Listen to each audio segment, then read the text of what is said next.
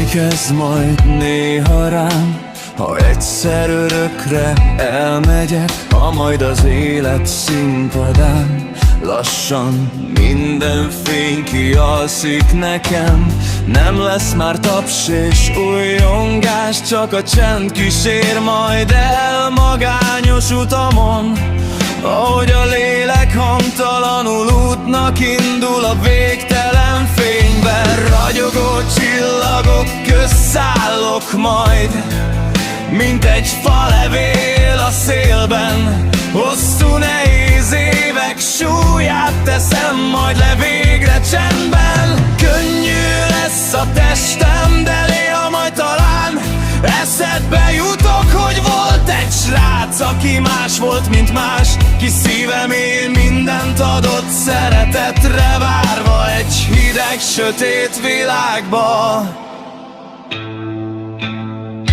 És ha egyszer behunyod a párat, könyvtől párás szemed, érezd, hogy ott vagy, ott veled.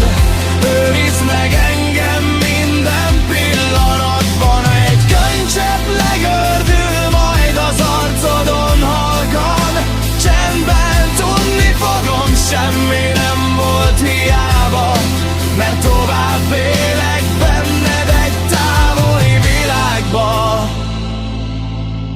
Egy emlék vagyok már, de benned újra életre kelek, mint egy halk dallam, mely néha visszatér, amikor a csend vesz körül téged. Ha a szíved egyszer még utánam fájna, engedd, hogy átöleljem az emlékedbe zárva. Egy gondolatban, egy sóhajban mindig ott leszek veled, lebegve melletted állva. Álmaidban visszatérek, gyengéden átölelve téged. És ha egyszer